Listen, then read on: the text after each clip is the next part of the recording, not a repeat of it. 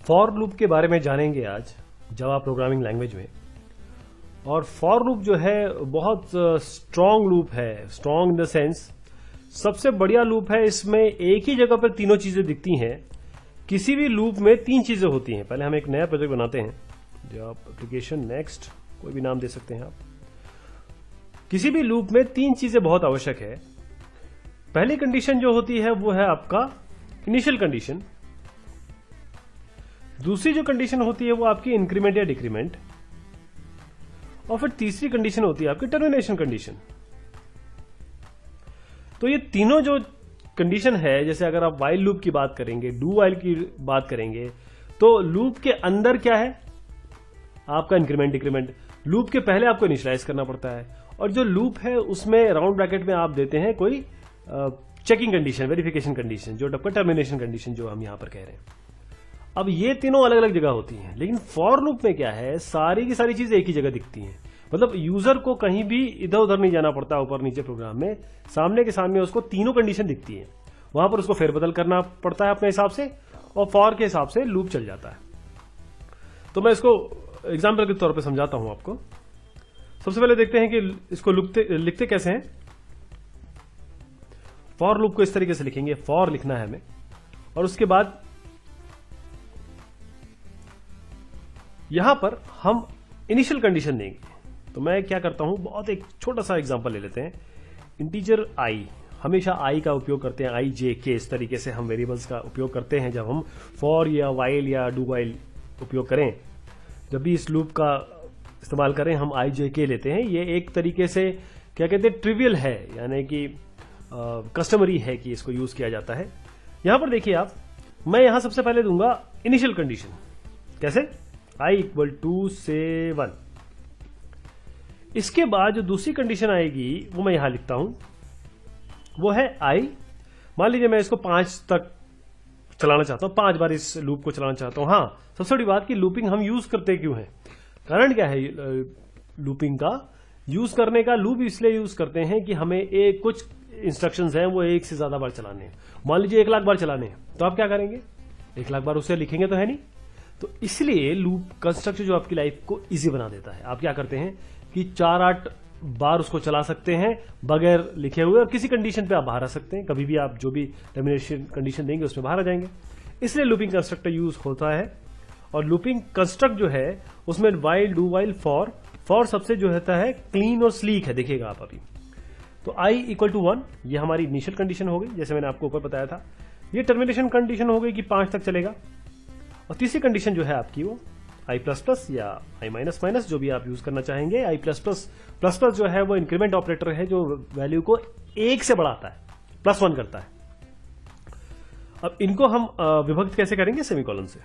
हम यहां सेमीकोलन लगा देंगे। इस सेमीकोलन से पता चलेगा कि ये तीनों अलग अलग है। तो जावा ने इसको एक इंस्ट्रक्शन माना है, इसको एक इंस्ट्रक्शन माना है, इसको एक इंस्ट्रक्शन माना है, और ये सारी की सारी 4 में लूप दी। तो ये कंस्ट्रक्टर जो बनाया है, जो कंस्ट्रक्ट बनाया सॉरी, वो इतना अच्छा कंस्ट्रक्ट है कि यदि आपको एक लाइन चलानी है, अच्छा इसके आगे कोई सेमीकोलन नहीं लगेगा, यहां पर ध्यान दीजिएगा, no semicolon will be there. अगर आपको एक लाइन या एक स्टेटमेंट एग्जीक्यूट कराना है तो आपको कोई भी चीज को ब्रेसेस में नहीं देना होगा। आप यहां पर वो लाइन लिख दीजिए, इस तरीके से लिख दीजिए और काम हो जाएगा। जैसे मैं भी आपको शो करके दिखाता हूं। मान लीजिए हमको केवल आई प्रिंट कराना है 5 तक, तो हम क्या करेंगे, एसओपी कर लेते हैं आप system.out.println, और उसमें हम केवल क्या करेंगे कि आई को प्रिंट कराएंगे। यहां पर लीजिए, और यहां आई इज इक्वल टू, बंद करिए, प्लस आई। देखिए साहब, मैंने फॉर के बाद कोई भी ब्रेस नहीं दिया है, कोई भी कर्ली ब्रैकेट नहीं दिया है, क्योंकि मैं केवल एक लाइन एग्जीक्यूट कराना चाहता हूं। तो ये इनिशियल कंडीशन क्या हो गई, i is equal to 1, i less than equal to 5 तक जाएगा, या मतलब 5 तक चलेगा, i प्लस प्लस। अच्छा, अगर आप इससे भी बचना चाहते हैं, क्योंकि प्रोग्राम जब बहुत बड़ा होता है ना, तो आप बहुत ऊपर कोई चीज इनिशियलाइज नहीं कर सकते, आप वहां पर भी इनिशियलाइज कर सकते हैं। तो मैं इसको हटा देता हूं। देखिए बहुत अच्छा तरीका है, आप लूप के अंदर भी कर सकते हैं। इससे शानदार चीज और क्या होगी, आप लूप के अंदर भी इनिशियलाइज कर सकते हैं। अब इसे हम रन कराते हैं। आप देखें साहब, 1 2 3 4 5 5 बार ये चल गया, और आपको कितना क्लीन एक लूपिंग सिस्टम मिला, जिससे आप एक एग्जीक्यूट करवा रहे हैं एक लाइन को 5 बार, बगैर 5 बार लिखे हुए। थोड़ा सा इसे और आगे बढ़ते हैं। अब हम एक से ज्यादा लाइन यूज करेंगे। आप क्या करेंगे, हम ये जो आई है इसको प्लस करके दिखाएंगे, मतलब आई जो भी वैल्यू आई की बढ़ रही है, जैसे 1, फिर 1 के बाद 2 हुई, 2 के बाद 3 हुई, 5 तक गई ना, 1 + 2 + 3 + 4 + 5 ऐसे करके दिखा देंगे, सबका एडिशन दिखाएंगे। तो वो कैसे होगा, उसके लिए हमें इनको लेना पड़ेगा अपने ब्रेसेस में। तो हम क्या करते हैं, हम सम जो होता है, जब भी हम एडिशन कर रहे होते हैं तो हम सम जो भी वैल्यू लेंगे उसको 0 से इनिशियलाइज करेंगे। जब हम प्रोडक्ट ले रहे होते हैं, जैसे i = i × सम k या कोई वैल्यू है, जब बार बार मल्टीप्लिकेशन करके उसी में वैल्यू स्टोर कर रहे होंगे सेम वेरिएबल में, तब हम उसको 1 से इनिशियलाइज करते हैं।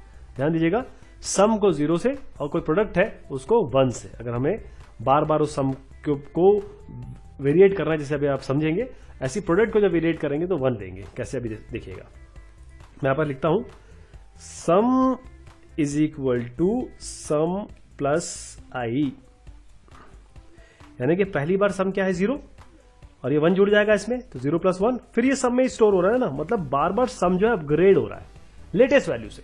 इसीलिए मैं कह रहा हूं यहां 0 देंगे। अगर मान लीजिए मैं यहां पर इनटू कर रहा होता और यहां प्रोडक्ट होता, सम की जगह में प्रोडक्ट लिख रहा होता, तो आप ये सम को 0 नहीं 1 करते। अगर आप समझ गए होंगे, आप प्रोडक्ट में 1 करते हैं इनिशियलाइज और सम में 0 करते हैं। तो सम = सम प्लस आई, बार बार ये ऐड होगा और फाइनली हम क्या करेंगे, इस सम को यूजर को दिखा देंगे कि भाई आपका सम जो है इन वैल्यूज का ऐसा हुआ है। तो थोड़ा सा इसको एक परिधि बढ़ाएं इसकी, इसको 10 कर दें, इसको 50 कर दें, और i = i + 10 कर देते हैं इसको, i = i + 10। अब 10 से बढ़ेगा ये,